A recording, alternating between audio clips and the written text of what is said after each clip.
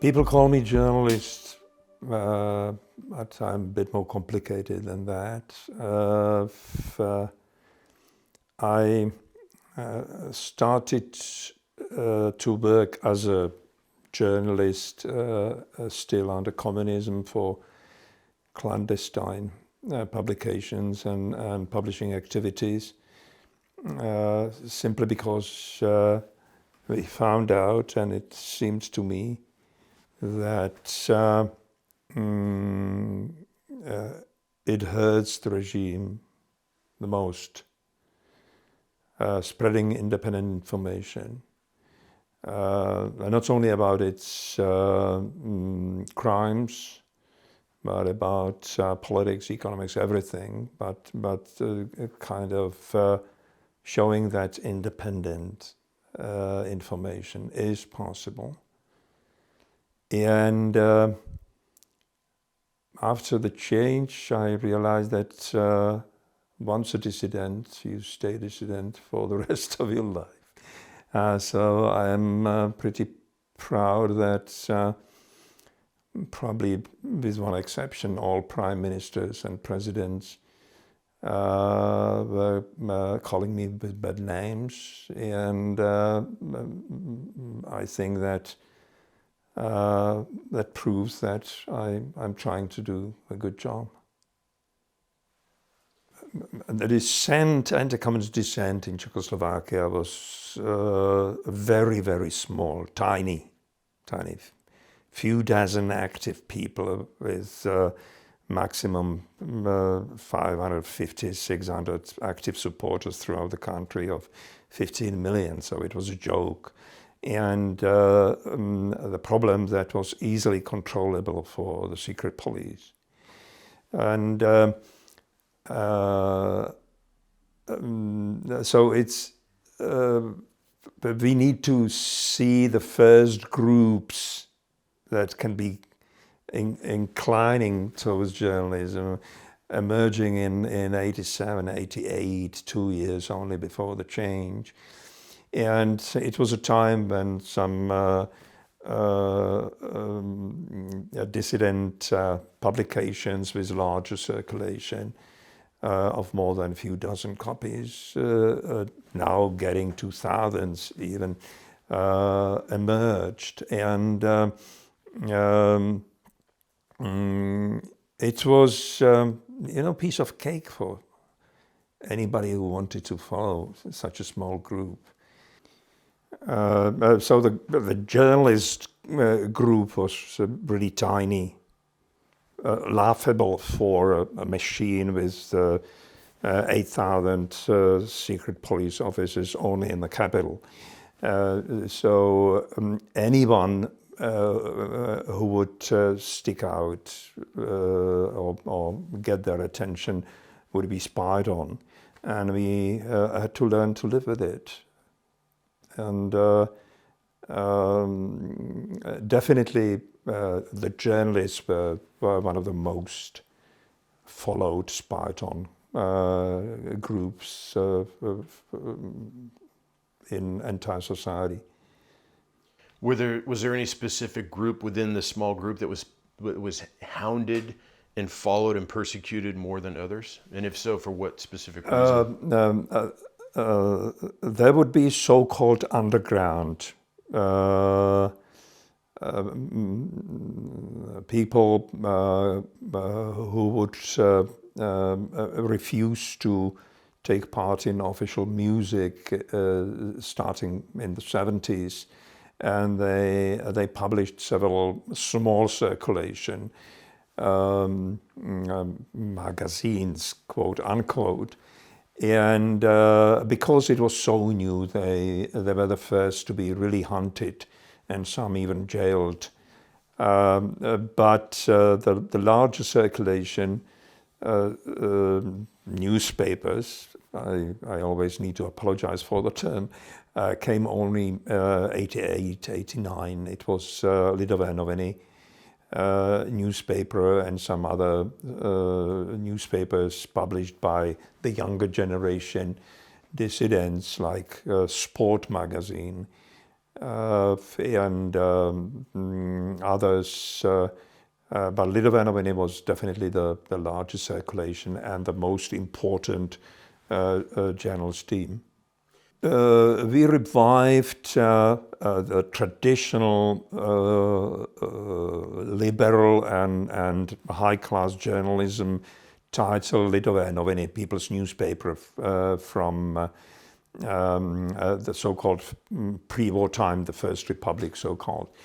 And the hope was that the title will be telling the story, that it would revive the sense of high-class journalism.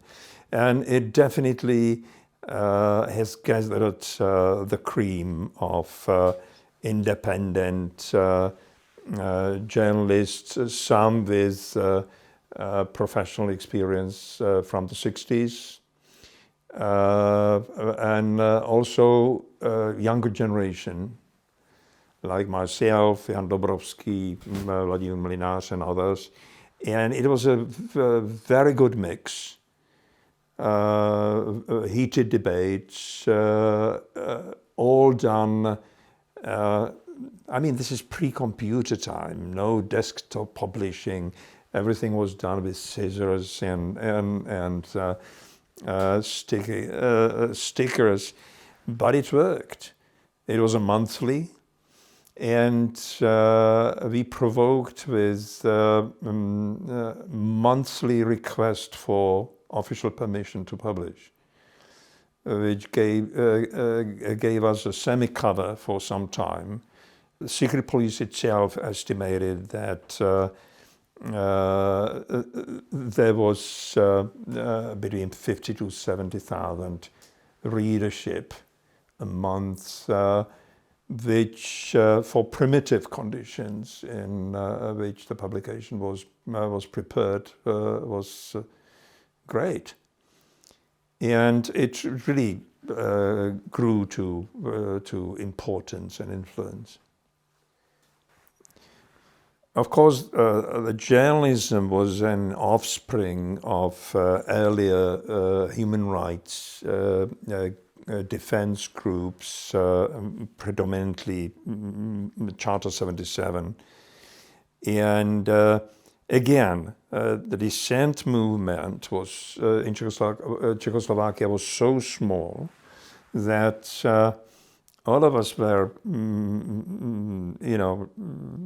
both in Charter 77 and Lidové noviny and many other, like Helsinki Committee and Committee for Protection on Unjustly Prosecuted. Just not enough personnel for too many tasks. The entire dissent problem in communist Czechoslovakia started in 1977 with the Charter 77 manifesto signed by 241 people that for the first time ever openly stood up against a regime in very polite way, just reminding the regime that there are some international conventions just signed, Helsinki Accord, and we take it seriously, so why don't you?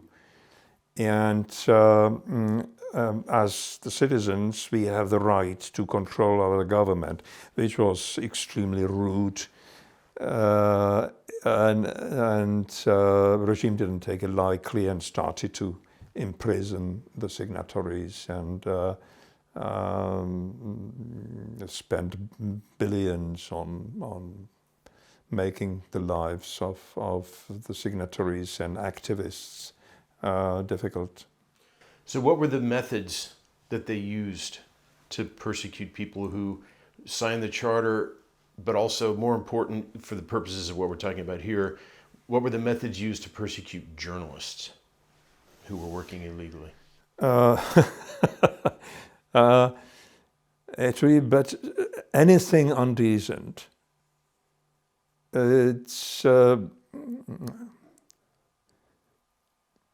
get a phone call at night and someone whispers that they know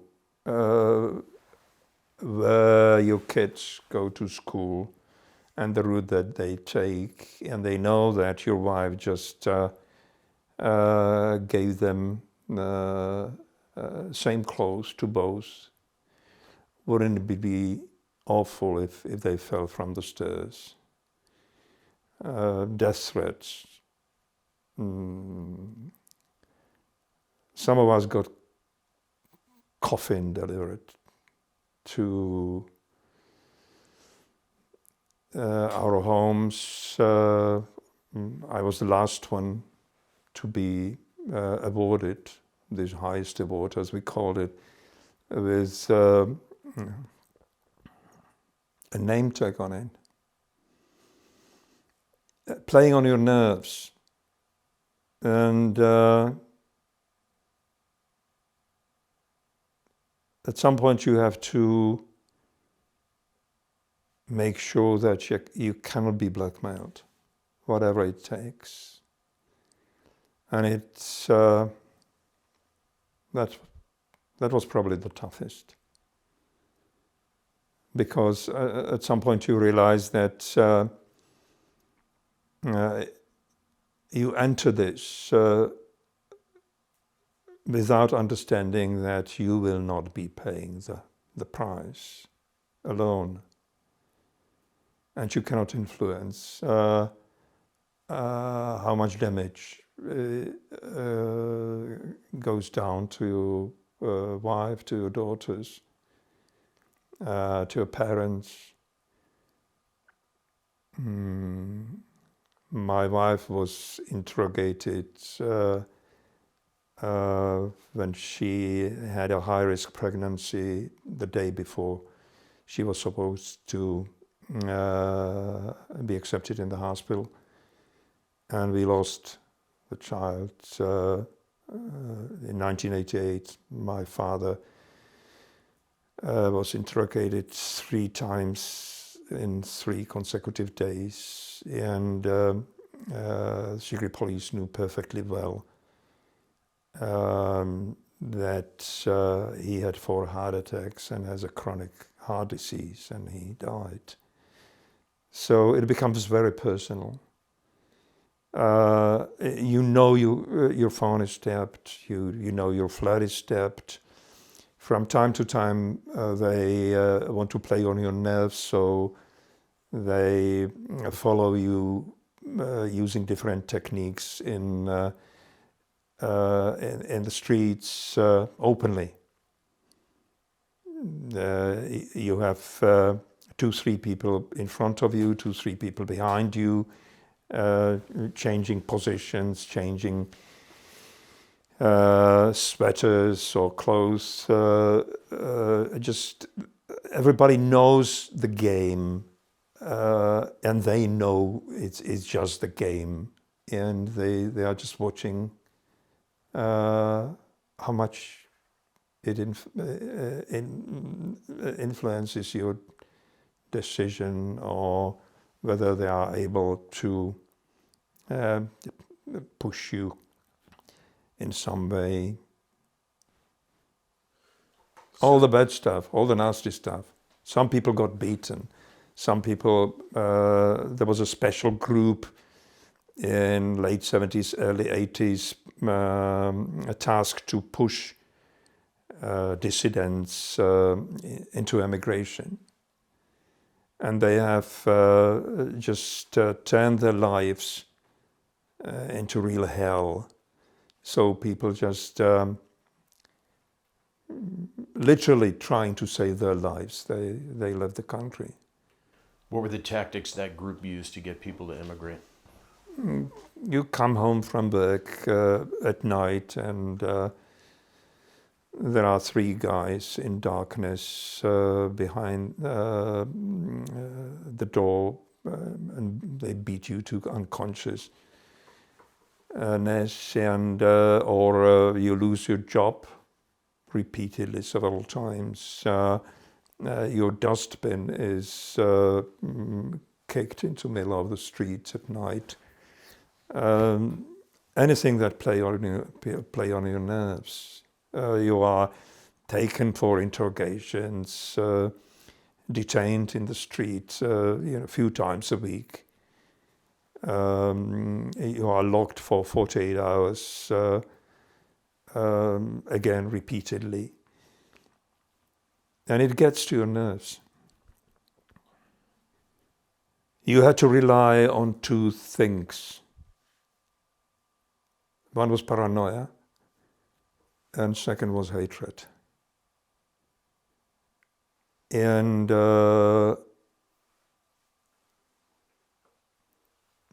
in my case, I didn't want to end in prison. I didn't want to make a mistake, so I really turned paranoid. And I never trusted anybody whom I didn't know since primary school. If I had to meet a stranger, I would change the meeting location 2-3 times. I would go there 2 hours earlier to check for escape routes, funny cars, funny people. I would constantly lie, just checking when it comes back from what side. It saved me, but it turned me for several years into one-dimensional tool, or I don't know, better expression. And the last 2 years after the death of my father, it was a pure hatred. I just wanted to make as much damage as possible. In non-violent way. As a journalist, because I really sense and saw it several times confirmed that secret police and the regime representatives go berserk when thinking or discussing what we are doing with independent spreading of information. How did they respond specifically to that? That was nice, and that was the real reward. When we started, when we have established Eastern European Information Agency, the quality of our fixed line phone connection improved. Because they realized that instead of hunting us from phone booth to phone booth and trying to catch us when we were calling Radio Free Europe, Voice of America or BBC, it was better even for them to tap our fixed lines at home and have it all in one place. Otherwise, that really pushed us higher on the ladder of secret police attention, because they had no previous experience with dissidents from different countries cooperating and passing jointly the information towards Western diplomats and Western media. That was fun. That was good. We succeeded in establishing the Eastern European Information Agency. It started after December 1987, when I sneaked to Moscow for the first independent human rights seminar organized by Press Club Glasnost, which was partly also a journalist endeavor. And we discussed the possibility to establish real-time cooperation, cross-border cooperation. And very quickly, because of the contacts from here, we established links to Poland, to Hungary, from time to time to Yugoslavia, our contact was Janez Janša, the later conservative populist president. Even we had contacts to GDR, German Democratic Republic, but we joked in '89 that we wanted to establish journalist endeavor, and we established something like a travel agency, because several of our GDR contacts were immediately expelled to the West because of this cross-border cooperation. So I believe that we are pretty effective. So you mentioned the methods that were used, some of which were brutal, some of which were simply supposed to cause paranoia, and apparently that's exactly what they did. Who was behind this?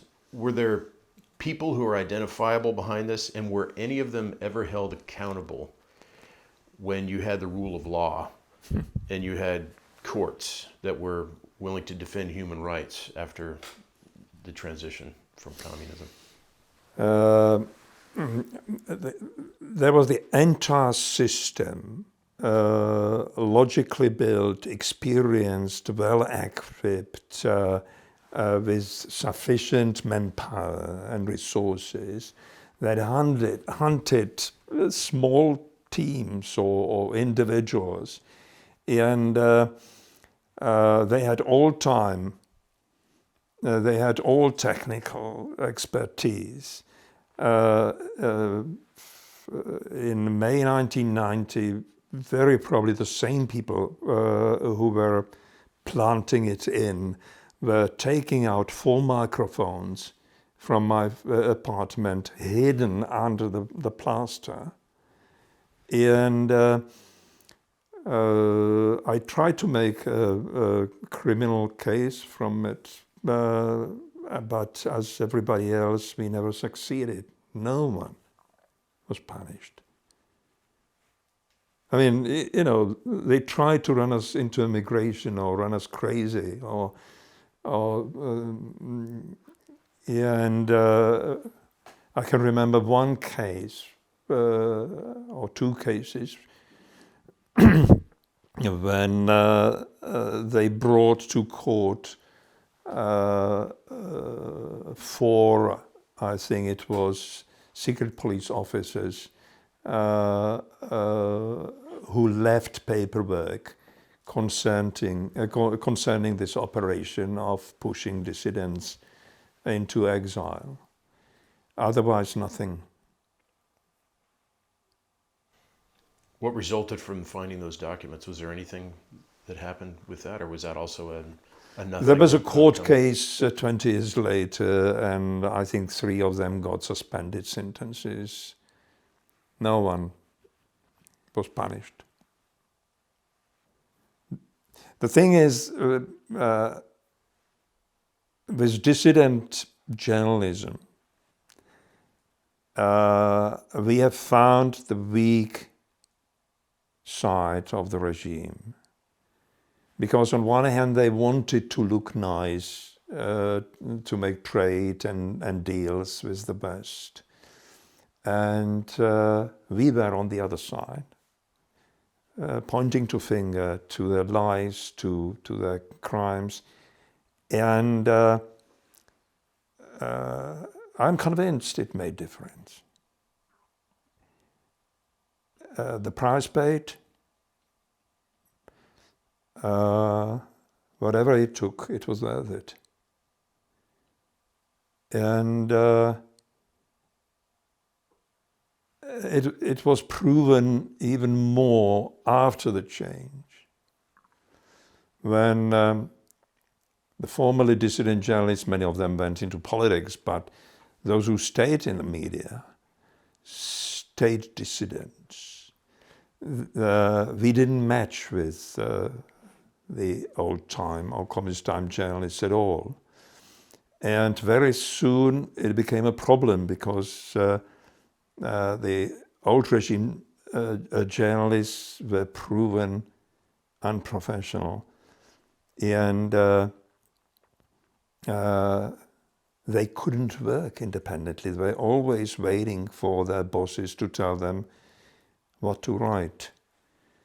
And that created the next problem, and that was the youngest generation post-revolution, journalists, 18, 19 years old, with not sufficient training and craft.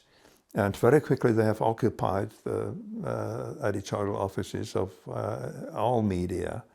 And today they are in the places, being the bosses of those media, still not really learning the craft.